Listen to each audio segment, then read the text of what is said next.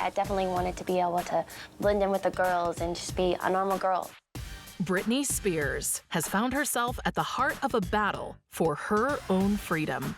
I would describe Britney Spears as a prisoner. Free Britney Spears now from her conservatorship! Free Britney! It's been, more than a decade at this point that she's been in a conservatorship, and she thinks, and her attorney thinks, that it's time for the court to review it, and the court will take a look at that. I think what just feels kind of safe to you and like how you feel personally. Some things are like probably, people have boundaries and where they want to take it and where they want to go with it. And I think, it's just about respecting those boundaries. And I think by 30 years old, you kind of have to know who you are.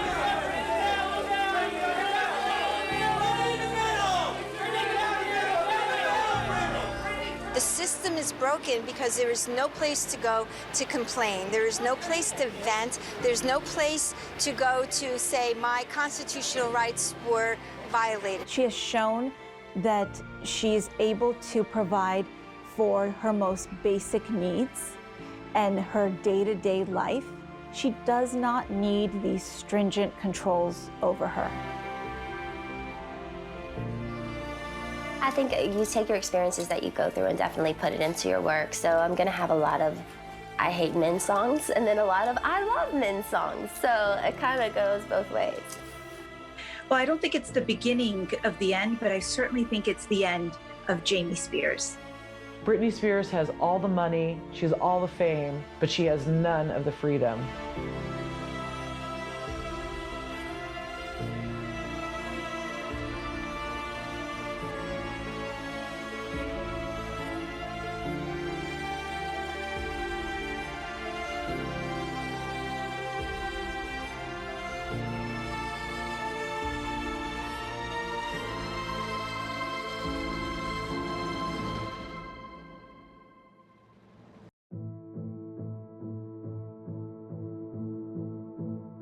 Britney Spears is like the girl who grew up in the beauty pageants and was wearing the full makeup and the big hair by the age of 4. Britney's mom is a very driven stage mom who was taking Britney around to auditions basically from the age of 5 or 6. Honestly, the way my mom has influenced me is just by her being such a beautiful mom. She's been an inspiration, for me to go out and do what I do. But if anything, she's just supported me, in everything that I've done. And what more can you ask for from a mom, So that's basically what she's done with me as far as my career goes.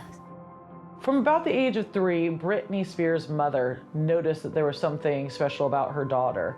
And Britney was actually jumping up and down on a trampoline, singing, of all things, Sinead O'Connor songs. And I think all parents think that their kid has a little something extra special, thinks that their kid's talented. Well, Britney Spears was born in a small town in Mississippi and raised in an even smaller town of Kentwood, Louisiana, population 2,600. Britney's entire childhood was kind of dominated by a very small town mentality where everybody knew everybody else, nobody had an awful lot of money, and it was kind of a very disenfranchised way to grow up. Britney was singing in the church choir. She was participating in talent contests around their town in Louisiana where they lived. And one day at school, when Britney was about 9 or 10, one of her friends ran up to her and had an advertisement. The Mickey Mouse Club were coming to Atlanta, Georgia, and they wanted to do an open audition. So somehow Britney talked her mom into driving her all the way there, all the way back, and auditioning for the Mickey Mouse Club open audition. And she went and she wowed the producers, and so much so that out of thousands of kids, she made it to the final cut.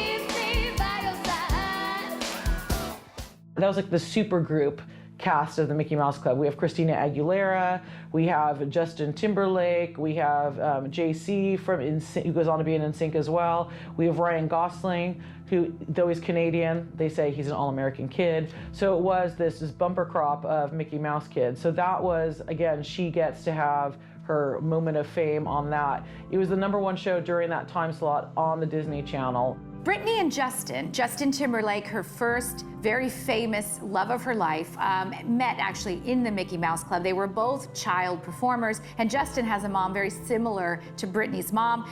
Lynn, very kind of a pushy, stage-driven mom who Justin is absolutely very close with. They both came from small southern towns, and they had a lot in common in their background, in their skill set, and in their personality, and they were very good friends right from the beginning. You know, Britney and Justin often talked about how they grew up together. They really did. They shared a common background, and they shared a common spotlight, and what that's like, that unique feeling of being a child star. They both understood each other very well right from the beginning. They were the only two people that really understood what it was like to come up in that world of being a child performer. They literally had parallel lives, from being on Star Search to being on the Mickey Mouse Club.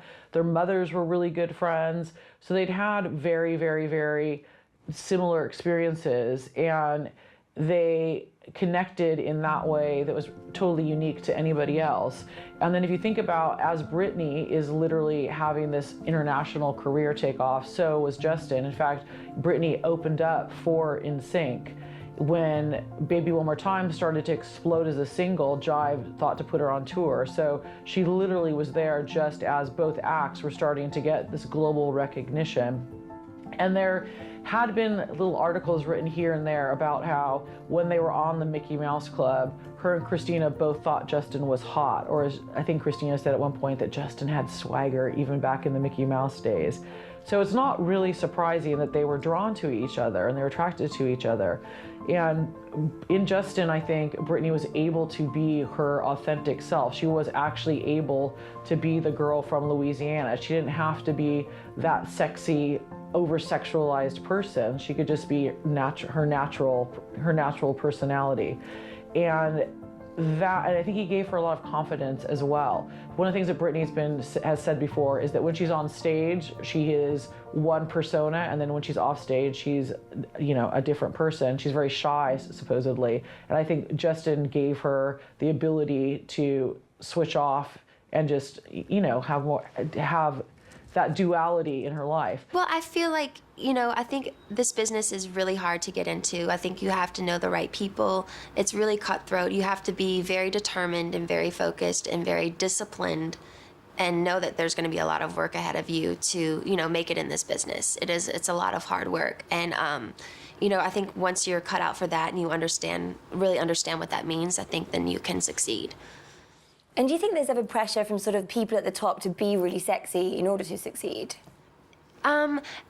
Overall, especially in Los Angeles, yeah, I do think that. I think there is a pressure for girls to have the right nose, the right body, the right, and it almost kind of becomes, you are your environment, and it almost becomes contagious when you get in an environment like that. You actually really do become that yourself. But so I think it's just important to keep cool people around you that keep you grounded.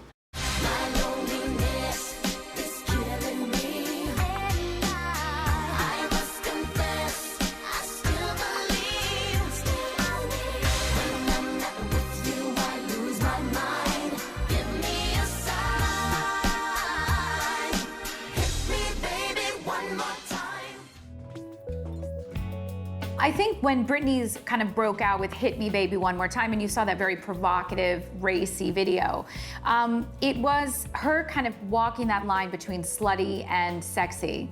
And, she was so young and she looked so innocent, and there was a sweetness to her in interviews that she was really forgiven. But at the same time, she managed to walk that delicate place between going too far and at the same time being sexy. She managed to do it okay at that point, and it was a huge success. Well, I was hoping and I was, dreaming that I would do really, really well. But when it first, when it debuted, at such high, number on the charts, I was really, really, overwhelmed. I was really excited, so. her sexuality is used as both a marketing tool and a weapon against Britney. So as soon as she hits with her first record, she starts being grilled about everything, like, have you had breast implants? Have you had sex with anyone? Are you a virgin? Are you still a good Christian? And over and over and over again, like, no matter what she wears, it's either she's not covering up enough, or she's too revealing, or she's being a bad role model for girls. And especially in the Baby One More Time video, that kind of is the beginning catalyst of this. She's being told, oh, you're a Lolita figure, you're setting a bad example for girls. And what's really important to look at is, I think that's the adult viewpoint looking at it. I don't know if a 12 or a 13-year-old girl is going to look at that and go, ooh, that's sexy. I think a kid's probably going to look at that and go, that's powerful. Here's this girl slamming the locker. Here's a girl doing backflips. Looking at it as an adult, you are putting those things onto it. It's not necessarily a kid thinking that. And it's the parents and it's the adults that are making it into something that I think it's not. And yet Britney is the one that's having to pay the price. She's the one that people are constantly putting under the pressure. And it's really, really, really horrifying to look back on that. You have her sitting with talk show hosts that are 50, 60 years old asking about her breasts. She's 19 years old. You have her at a press conference in front of hundreds of reporters asking about her virginity, if she still has it. And you just think about how many male performers at the same exact time, are they asking them about their virginity? Are they asking them if they've had any work done? No, they aren't. And to be fair, they're probably not asking that many other female performers. It's just Britney, all this pressure is on. And you think about her as an example, she is a performer. She is an artist. Why is it that she has to be necessarily a role model for anything? I think in some ways, she's a role model for you can be strong and you can be sexy, which is a good role model for kids in a lot of ways. So it's horribly sad, especially when you watch all these things together and you read it in hindsight. It's terrifying. Yes, I am a virgin, and I definitely want to try and have sex till I'm married. I just want to wait for that special someone. That's a formula that consistently seems to do well with men and across the world. So I think what Britney personified is something that resonated with a lot of young guys, and young girls, of course, wanted to look like her. But she was getting away with a lot of provocative stuff because of the fact that she was so publicly innocent and a good girl. So she kind of got away with more than somebody else would have. Justin, she kisses another man. What are your views on that? Hey, look, man. No, it's just, it is what it is. It's acting. Are you gonna feel a pang of jealousy when you're in there? Well, it doesn't make you feel like $1 million. We'll leave it at that. But, you take it for what it's worth. I mean, it's just acting. She's seen me do it, and I'm sure it doesn't make her feel awesome, so. It might be quite a turn on, you never know. I'm not that type of person. Honestly, I was on my third tour, and I just wanted to try something different to see even if I could do something, try the acting thing. And I was really inspired by the script. I really love what the script was saying, and I love the whole relationship between the girls and the bond that they had. So honestly, I was inspired to do it because still to this day, I still have my best friends, 3 best friends, Courtney, Larlin, and Jansen. And that's one of the things that, I think that's inspiring to have that. And I wanted to do the movie because I could kind of relate to it to a certain extent. There was a bunch of parts that were really hard for me to do because I couldn't relate to the fact that Lucy, her mother, totally abandoned her. And so I really had to just, go inside Lucy and try to envision what she was going through, But I like the fact, though, that it is really very emotional and it does deal with real teen issues. So teenagers can see that and feel, like whatever's going on in their world, they'll be like, they're not alone, Well, honestly, I knew totally going into this that there's always a chance of failure. But, I'm the type of person, I'm willing to take that risk, And I love Crossroads and I love the whole story behind it. And it's something that I want to put my heart into. So I was willing to take that risk. Well, for Britney and Justin, a lot has been reported, but the most the most plausible of all the rumors is the fact that Britney cheated on Justin Timberlake while they were together. In fact, Justin wrote a song about this. He had a video where it was very obvious what was happening with a Britney lookalike. There were lots of rumors about who Britney had cheated on Justin with, but the most common one was an actual mutual friend of theirs who was Britney's choreographer. That was probably the most likely candidate. All that to say, Justin was obviously devastated and broke up with Britney because of this incident. And Britney's spiral, her downward spiral, really can be traced back to that point. No clear explanation about their breakup was ever given. But in December of that year, JT released the music video for Cry Me a River. The video features a Britney lookalike, and it rose suspicions that the reason for their breakup was Britney's unfaithfulness. Don't have to say what you did. I already know. No chance. You and me. Don't it make you sad? Go on and just tell me you're ready. Go on and just tell me you're ready. You can go on and just tell me you're ready. Baby, go on and just tell me you're ready. Just tell me you're ready. Oh, baby, cry. Tell me you're ready. Gonna cry no more. Yeah, yeah. Cry me a river. Oh, cry me a river. Oh, cry me a river.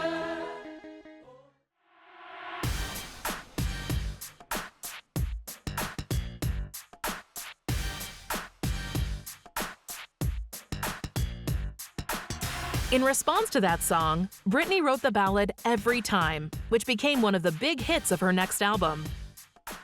During the opening of the 2003 MTV VMAs, Britney performed Like a Virgin alongside Madonna and Christina Aguilera. Halfway through the performance, they both kissed Madonna. The incident was highly publicized. There's no question in my mind whatsoever that Madonna used Britney at the MTV Awards for publicity for herself. You know, Madonna was the one singing, Britney was there to support her, and by kissing her in such a lingering fashion, I think at that point both women were trying to get in the headlines. In the beginning of 2004, Britney Spears pulled one of her most shocking stunts. While in Las Vegas, Britney and a childhood friend, Jason Allen Alexander, tied the knot in a shotgun wedding at the Little White Wedding Chapel. The wedding made headlines all over the globe, causing a media frenzy like no other. The wedding was annulled within 55 hours, and the news continued for weeks after. But that wasn't the only wedding Britney would see in 2004. Only a few months later, Britney became engaged to one of her own backup dancers, Kevin Federline. The romance received intense attention, and they got married that year. In October that year, Britney announced that she was going to take a break from her career to start a family. After that announcement, a few albums with greatest hits and remixes were released with some success. In 2005, Britney became a mom after giving birth to Sean Preston Federline. Well, Kevin Federline is like a lot of non-famous, non-successful people who end up with very, very famous rich women. You know, Kevin was Britney's employee. He was a backup dancer who she paid to be on stage with her. You see this happening a lot with very powerful, successful women who like to be in control, Madonna. But, you know, with Kevin Federline, I think for him it was like winning the lottery. You know, all of a sudden his boss, who's a superstar, kind of noticed him, took him to her bed, and all of a sudden he was promoted to boyfriend. So for him, I'm sure it was very heady. He went from flying in economy to flying on the private jet with Britney virtually overnight. What's significant to me about the Kevin and Britney relationship is how fast everything happened. You know, within weeks, she was talking about marriage. Within months, you know, she was proposing to him, saying, let's get married, before, you know, he actually officially proposed to her. There was a desperation about it. At the start of 2007, Britney Spears is literally the most searched for person on the internet, and arguably the most famous person in the world, probably the biggest celebrity. She is followed everywhere she goes by not one or two, but about a pack of 30 different photographers trying to get an elusive picture of her. It can be anything, her just going to get a coffee. Pictures are selling for $2 million a piece. So literally a picture of Britney Spears can change somebody's life. She has absolutely zero privacy whatsoever. And the pressure of having to support all of these people, not just the photographers, obviously, but the whole enterprise of Britney, is really starting to get to her in so many ways. She's not trusting anyone. She feels like, you know, even her family at this point are not people that she can turn to, friends. She feels like people have just stabbed her in the back, and it just is too much for her in a lot of ways. Well, for those of us who followed the day-to-day of Britney Spears, it wasn't a total shock that when she had what seemed to be some kind of psychotic break and shaved her head, because we had seen before then a lot of very provocative behavior, very erratic behavior, going into stores in LA, taking off all her clothes outside of the dressing room, walking around naked. There were all these rumors and reports coming back. So when she ultimately did something so crazy, it seemed, I don't think we were entirely shocked, but for a star of Britney's caliber to shave her head in such a way, and then we saw those pictures of her, you know, brandishing like an umbrella, like a weapon, you know, at someone's car. She looks absolutely bonkers in the eyes. Yeah, it was a shock. You didn't expect that. I think a lot of people were worried for Britney's life at that point, because it seemed to be that something was going on psychologically that people weren't really sure she was going to come back from.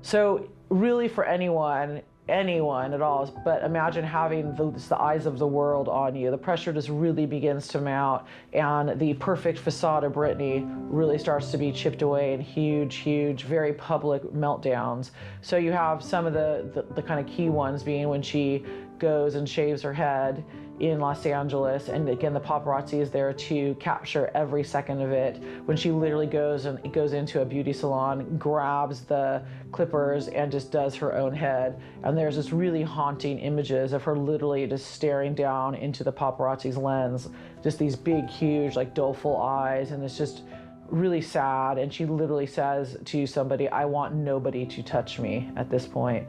She goes from there, she goes and gets a couple tattoos. Not long after that, a paparazzi is following her, and she just is like, please, just leave me alone for a little bit, just go away. They ignore her, of course, and she gets out of the car and starts beating their car with an umbrella. Another instance where she is with her kids, the visiting time is over with, and she takes one of the kids. She does not want to give the kid back, and she grabs him, goes with him into the bathroom, and the police are called, and the whole incident ends with her being hauled away into a 5150, and a 5150 in California is when someone is involuntarily taken away to a psychiatric ward for 72 hours because they are going to be of harm to themselves or somebody else. So there's again all these horrific images of Britney being taken away on a gurney, crying on a stretcher in the back of an ambulance from that. I think one thing that's important is all these things out of context of what else is happening in her life. If you look at these in isolation and splashed across newspapers, it definitely looks like, oh my gosh, Britney has gone crazy.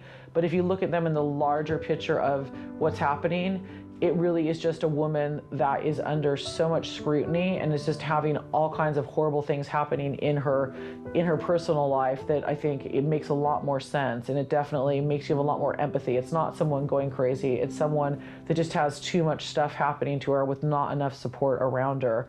And I think that that's one thing that was really forgotten and not looked at the time. It was much more interesting and, dare I say, fun for the public to go, oh, look at, here's someone that made it so big, has so much money, and yet she's going mad, instead of going, here's someone that really could use our help and our support. I think that I think was what was lost when we're looking at these pictures.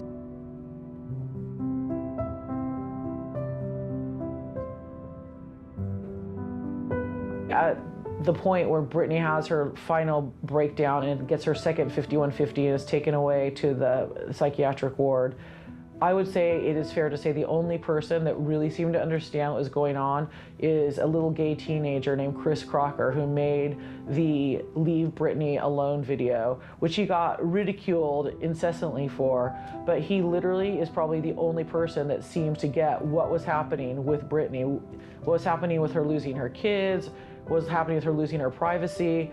He was the only person that really seemed cognitive of the seriousness of the situation. Her song is called Give Me More for a reason, because all you people want is more, more, more, more, more. Leave her alone. At that point, her parents, who had been concerned but really unable to do very much, it seemed, went to the courts and demanded and asked for the fact that they could kind of care for her. And the court at that time decided that, in fact, Britney's father could be her conservator, which is something that you would do to a child or to someone who's not able to manage their own affairs personally or in terms of the money that she had. And the courts doing that would only have been done if it was a very serious situation.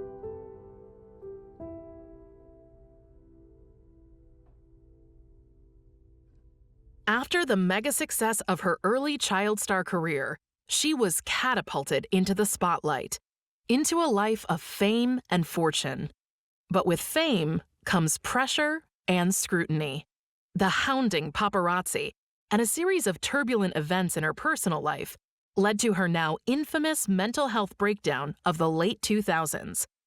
But despite rehab, support, and a revitalized career, Britney's fortune and freedom is almost entirely out of her hands due to a strict conservatorship upheld by the courts and controlled by her father.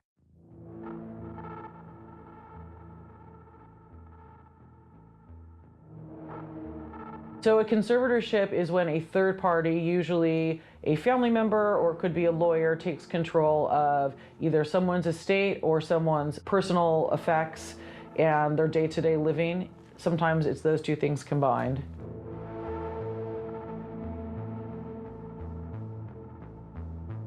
So at the very beginning of the conservatorship, there's always a leaked call from somewhere, okay? So there was a leaked call of Britney speaking to her lawyer, talking about the conservatorship, and she was saying how she just wanted to be able to drive her car and do certain freedoms, and the conservatorship was not allowing her to do that. And this got to the ears of a guy named Jordann Miller. Jordann Miller had a website called Breathe Heavy, which was a Britney Spears fan appreciation site. And he saw this, and something about the conservatorship, even though it was very early days in it was 2008-ish, did not sit right with him at all. He was just kind of like, that does not sound cool, something does not seem right about this. And he was the first person to actually don the phrase, Free Britney. And that's really the very, very beginning of this. And so the first years of the Britney Spears conservatorship, everybody was just like, look how great Britney's doing. She's putting out these records, and then she gets the Vegas residency. So Britney is this massive brand. She's doing all this stuff while she's in the conservatorship. So people are just like, this conservatorship has been brilliant for Britney. But there's a small part of the Britney fan base that is just like, some things are just don't seem right about it. And Jordann was part of that. And I think these things really started coming to a head, though, when she canceled the Domination tour. And that was going to be the second residency that she was supposed to do in Vegas.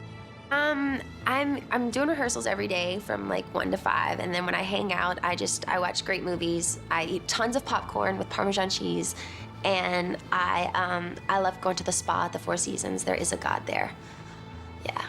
Can you give us normal girls some tips on being so like wonderfully sexy and gorgeous? Oh, well, thank you. You're so sweet. I would say just do a lot of yoga. I'm really disciplined with, and I like kickboxing. It's fun. I like to punch. So. And when you're hitting the bag, is there anyone's face you've got in mind? Oh, a couple of people. Yeah. That helps the motivation. Yes.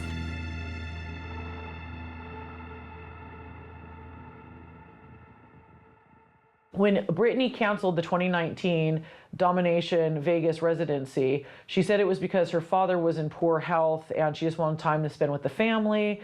And then she pretty quickly checked herself into a mental health facility just to get some time off and to kind of recuperate and rejuvenate from spending all this time performing. And all these things were kind of like, a lot of the fan base was just like, that's kind of strange. And there was a particular podcast called Britney Graham, where two LA-based comedians, they would literally look at her Instagram and evaluate, like, what does it mean she's wearing a yellow shirt? What does it mean she's blinking her eyes? And somebody phoned in to the Britney Graham, an anonymous call, saying that he was part of Britney's legal team and saying that she was checked into the mental institute against her will, that she was being medicated against her will. He made all these crazy allegations. He wouldn't say who he was. He couldn't identify himself. But this was a major thing. And so there was an emergency podcast by the Britney Graham girls, and that spurred them into action. And that was really the very, very first time that people were outside the courthouse when there was a trial about Britney's conservatorship, and that's when the activism really kicked in. What do we want? Free Britney! When do we want it? Now! What do we want? Free Britney! When do we want it? Now! Hey, hey! Ho, ho! The conservatorship has got to go! Hey, hey! Ho, ho! The conservatorship has got to go! So I believe the conservatorship is an egregious limitation of Britney's civil liberties. I think it's a human rights issue. I do feel that strongly. It is true that we don't know everything about her private medical history, and we don't need to make the assessment that conservatorship is inappropriate. I think misogyny plays a big role imposing our idea of how a woman should behave. She needed support. She didn't need basically to be punished. What a conservatorship is supposed to do is protect her, any conservatee, from someone taking advantage of them. She has shown that she is able to provide for her most basic needs and her day-to-day life. She does not need these stringent controls over her. I've been working on my book, Being Britney, Pieces of a Modern Icon, and it's been during this time where the Free Britney movement's been picking up lots and lots of momentum, and it's been really, really interesting to see. You have celebrities like Cher and Miley Cyrus and Paris Hilton really getting behind it. And it really is, it's not just about Britney Spears, but it's about women being controlled. And you have to think, if these civil liberties and rights of Britney Spears are being controlled and taken away in this way, what about people that don't have all the power and money and status? If someone like Britney can have this happen to her, what about the rest of us? And it really became quite a women's issue when we heard that her right to control her own body, with birth control specifically, was something that had been taken away from her. When that came out, my phone the next day was just blowing up. And I thought there'd be other things that people were gonna ask me about, but that was the one thing that people were just like, oh my gosh, what do you think about the birth control thing? And I wasn't really surprised, but the word handmaiden's tale, that was like bandied around a lot. Like, now her ability to have kids is being controlled as well. And if something like that can happen to Britney, it can happen to any of us. I think we like to think that the law is going to protect us and the right thing is going to happen. And if we get into a circumstance, the framework in place is going to protect us. And what Britney shows is that, no, that's not true. So the fact that she was able to use her voice and other people are coming out to use their voices to help her and for her is very, very important. And I think it feels good to see that other people are picking up the gauntlet and trying to make a change. Has got to go. Hey, hey. Ho, ho. The conservatorship has got to go. Hey, hey.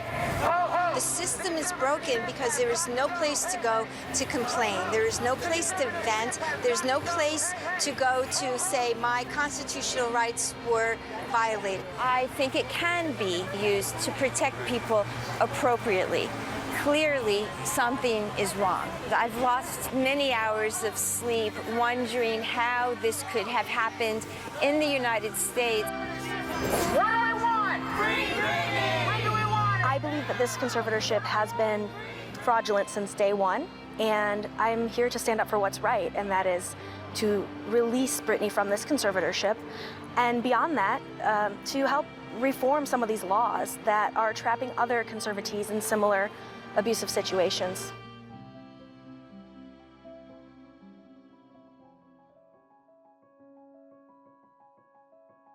So today in court, we heard that Britney Spears wants to address the court, wants to talk to the judge. That is amazing because for so long, even after this movement started, so many people are speaking for Britney Spears, but we never heard directly from her.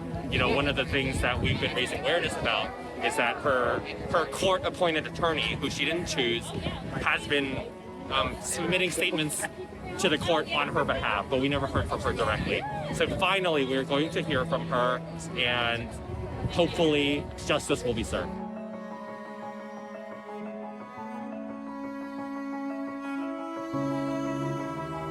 It was hard to hear her, in her own words, explain the way they've treated her. You know, some of the worst abuses that we were afraid of, you know, just being forced to work and being threatened that she can't see her children or her boyfriend if she doesn't do what they say, and locking her up against her will, and all of those things, you know.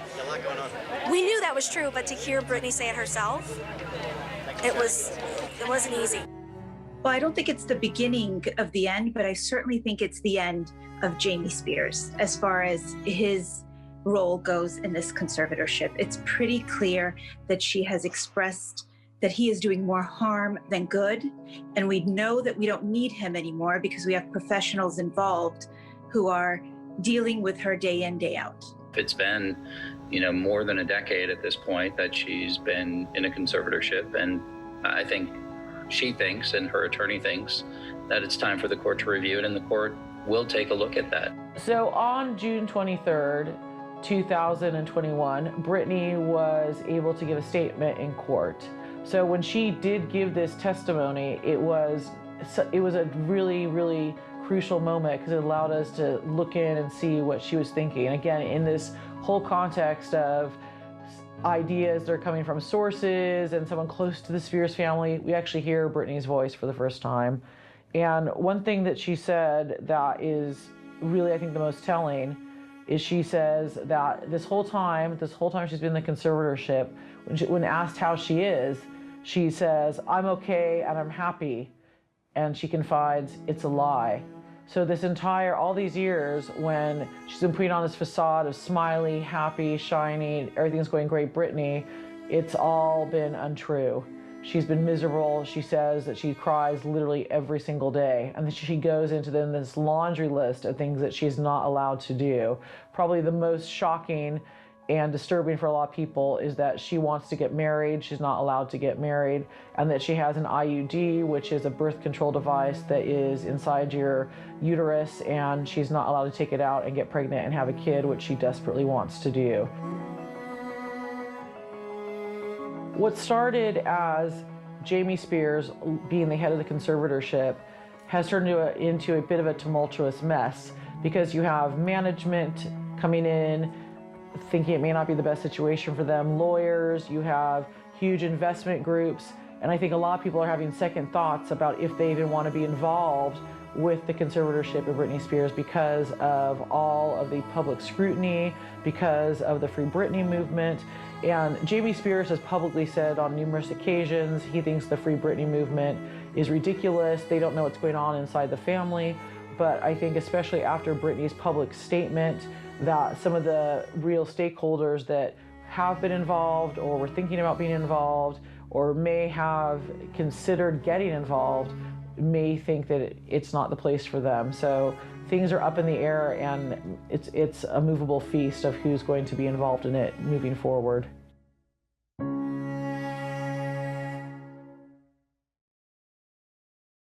I think a sexiness is about knowing who you are and like coming into yourself and knowing what you want and knowing what's, just knowing everything about yourself. And I think by 30 years old, you kind of have to know who you are.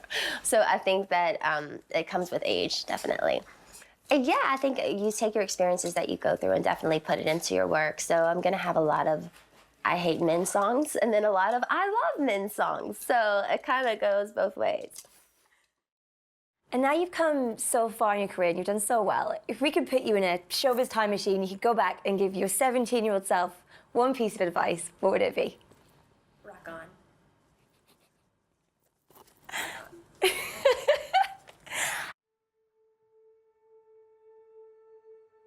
The seemingly unending conservatorship gave rise to the hashtag Free Britney movement.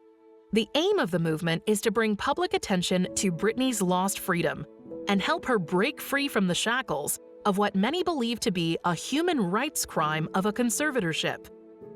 Now in legal limbo and awaiting the next effort to reinstate her own freedom, we can look back at the illustrious and complicated life and career of the Princess of Pop in a hope to better understand how things led up to this.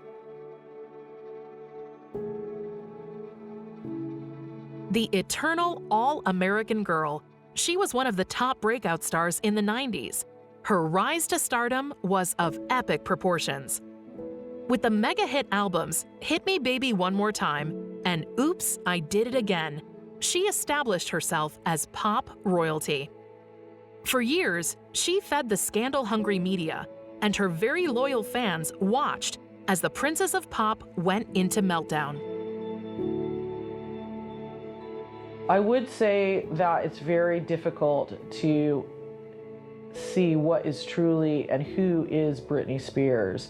The idea of Britney Spears being authentic is an interesting thing to unpick and try to get to the bottom of, because in many ways, I think Britney Spears is this myriad and pastiche of ideas that other people have either projected onto her. And when I say other people, be that fans or be that marketing or be that PR machine, and things we want her to be. So who Britney Spears actually is, I don't even know if that person exists truly, because I don't know if she even knows who she is, or she's been given the opportunity to find out who Britney Spears is.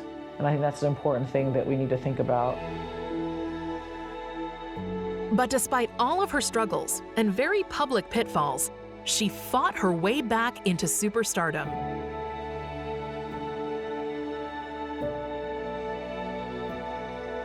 She is Britney Jean Spears.